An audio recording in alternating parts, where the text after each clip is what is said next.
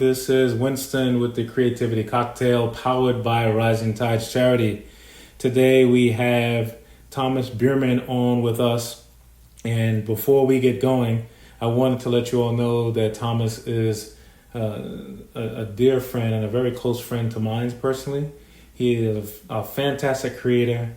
He exemplifies what we're trying to do here at the Creativity Cocktail by really talking about people who create in all walks of life. And so we're excited to have him. And really quick before we get started, I wanted to say a couple of things. All of the comments made by all of the participants in the Creativity Cocktail are those opinions of themselves, and they are not representative of anything else.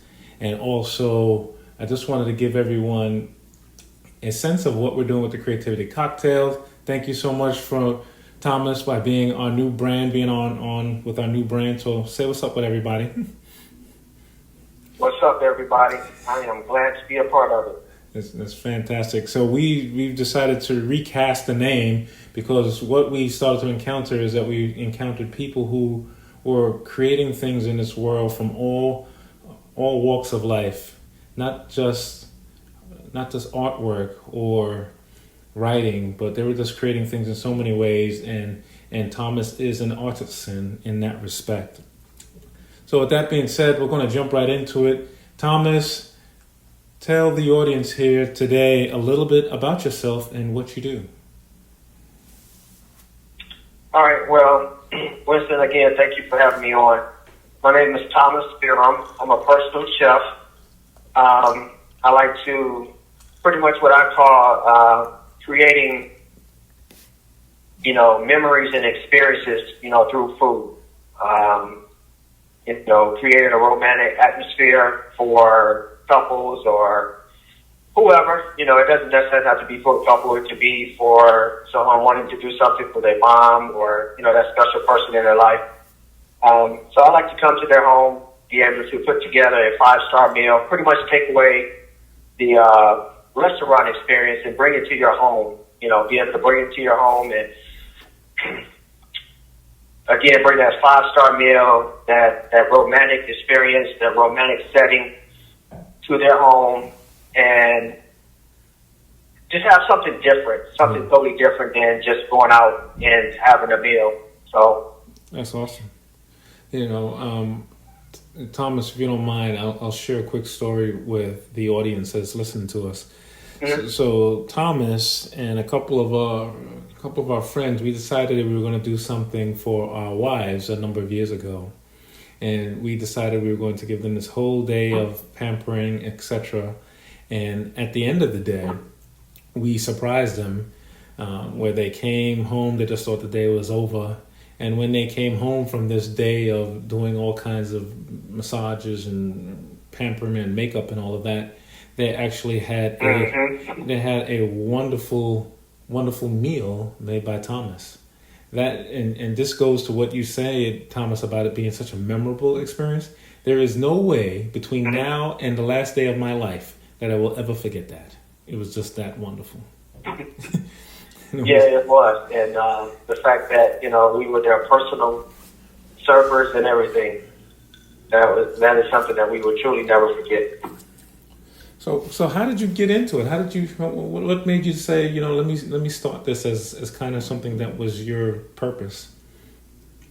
Well, to be funny with you, Winston, my wife actually came up with it. Our first date, I cooked for her.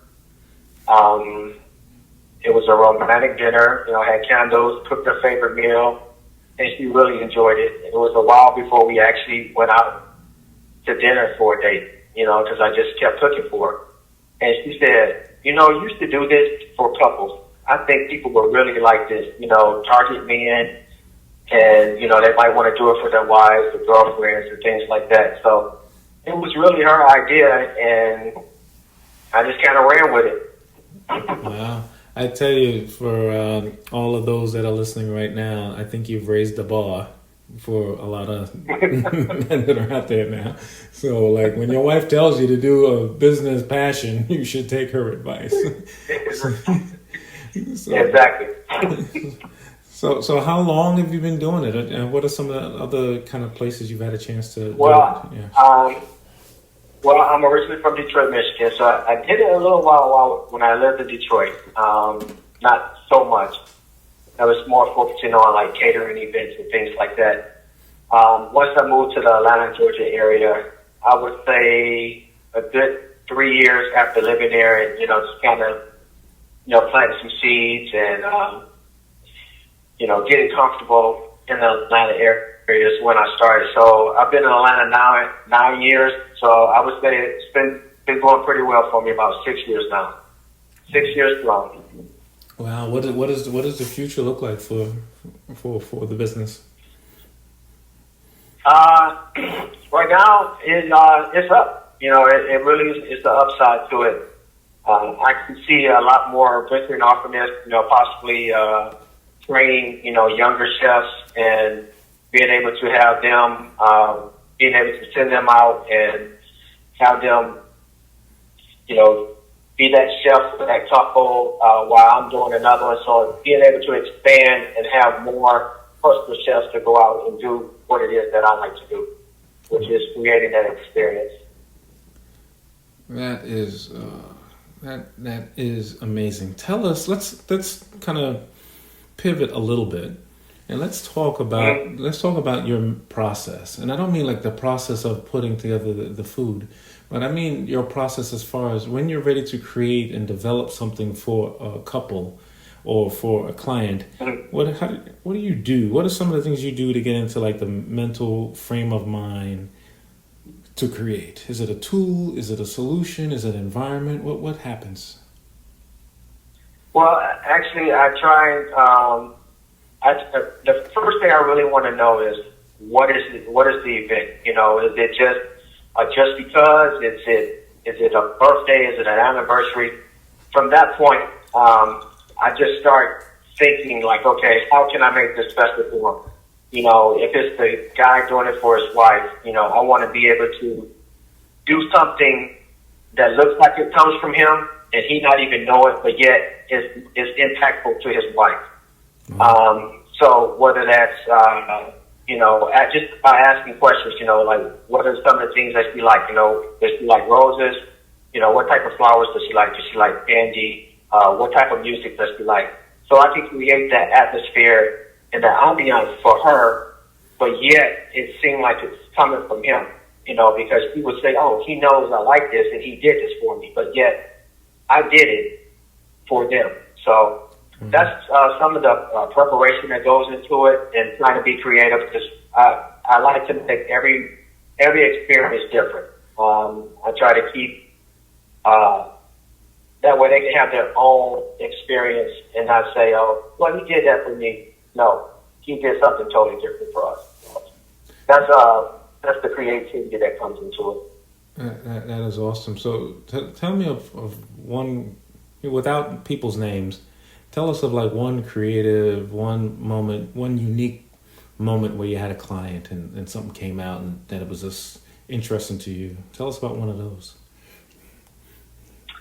Well, I'll give you one. It was a guy, he hired me for his wife. It was her birthday. He had already taken her to like a spa day or what have you. And they were on their way home. Well, no, yeah, they were on their way home, but she wanted to stop and get some wings.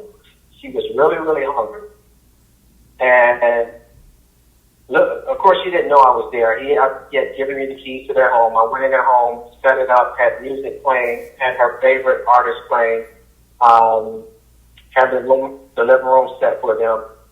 So when they walked in the house, I heard her saying that, like, babe, I'm ready to go get something to eat. Can you go change or whatever it is she was asking him? But then she said, did I leave something on? Because she heard the music. And then she was like, something smells good in here. Somebody's cooking. And when she walked in, she turned to the kitchen and saw me standing there. And then just the table and the setting, she just kind of just broke into tears. And I believe that will be something that they will never, ever forget, as long as they live. That's awesome. I can see the imagery of that, right now about how she responded to that, and she was like, oh, look at that, and you probably it was. yeah, you probably on your chef attire and everything. So yeah, his comment was, "Do you still want to go get some wings?" that is funny. That is great. So usually when we have somebody on the podcast, we ask them about, what's, their view around the creative community. Specifically, we have a lot of people who are actors and and writers and that kind of thing. But you have a little bit of a different vantage point and a different view on creativity. Tell us about how you view creativity, whether it's our city, Detroit, anywhere else. What do you think are some of the things that are happening in our community that are interesting to you? Things that are happening in our community that are interest to me. Honestly, I would say just how people are really getting out and doing what they're passionate about. Whether that's selling treats, like desserts, things like that, or putting on plays like yourself. Like I have a gentleman that lives in Detroit, a guy that I went to school with. He likes to put on plays in Detroit, and then he's, venturing out and putting those plays, bringing them to Atlanta. Wow. His name is Sean Williams, and he's very creative of, getting out there and marketing and that. So being able to see other people do that, again, we know of a group Wife Talk, that's being creative, being able to do something for wives and how that's grown. When you see people doing that, being creative and doing what they love and their passion, it kind of just trickles down to everybody else to say, hey, let me find my passion and do what I love to do. I think that's the creative piece that people miss, but yet some people thrive on. So that's the creative part I would say. Maybe I just have this really, it's a really bizarre idea that just came into my head. So what if, and for those of you who are listening, you can please listen, but understand if you do this before us, then we're going to trademark it, is that what if we had like an awesome theater experience with, for couples, because, I have plays based on romantic and relationships and stuff. That would be nice. And real nice. And your experience is happening at the same time, almost like a dinner theater kind of thing. Yeah. I think that people. Oh, that would be great. People would just totally be in love with that because it would have the romantic vibe. It would have the same drama as a theater show, right? Because you gotta have drama, otherwise you don't have theater. It would have all of that, and it would just be really, really. I have this vision in my head of like people sitting down, like when they go to a gala and that kind of thing. I can see that. I most definitely can see that. Yeah, and they're sitting down, but they see the theater. They see the people on stage doing their thing. Better than dinner in a movie. That's right, and then courses come out to them at different intervals when a different when a scene is completed or an act is completed. Then they get their course from there. I think that would be so amazing. So everybody that's listening is Thomas and mine's ideal, so don't take it. So we're going to do it, and you're going to see it. That's right. And if you do it before us, then then we get a free ticket. We get to come see it. So either way. So let me ask you: when you think about just you personally, and those in your life that are inspiring to you, and that those who have really helped you along the way, whether it's them or just their example. What some people would you think are like that for you? I'm sorry, can you repeat that last part? So people, you have examples in your life, right? People that either you've seen them from afar, or people that that are inspirational to you. Can you share with us who some of those people are and why they might be inspirational to you? Man, that's a great question. That's a really good question. Well, you are one of them for sure. Thank you. Just watching your drive, how you've said to me before, you could write a play in, what do you say, at least 3 days? Yeah, that was me being very ambitious and on a high deadline. But yes, that is indeed the Exactly. case. Exactly. But just watching your drive for how you put together your play and how energized you are about it, how you market it, things like that. That's very inspiring. My wife is very inspiring. She, she's taken on the venture of being a real estate agent, and watching her, day after day after day, go to class, take her tests, and marketing and getting out there, meeting people, and really trying to build her brand is very inspiring. Because I'll be honest with you, I kind of lack in that area of building my brand, but watching people like you and her, and a few others as well, Trishelle Williams with Rocket Talk, really makes me want to say, okay, I need to build my brand more. I need to get out there and show people who I am, be more in the forefront. Because right now, I do it not get into where you guys do it. So those are some things that inspire me to really want to get out there and do it more, and maybe do it better. But I would say those are some uninspired people from me right now. Thank you so much for what you said. And those people you mentioned are obviously, I feel the same way about that. Natara has done an awesome job in regards to getting her brand out. I need to talk to her about how to get my Instagram sort of like hers. It's very polished. And obviously our mutual friend Trishelle Williams with her Wife Talk is an example, not just as far as building a brand, but she's an example of for people all around the world. So she's done some amazing things.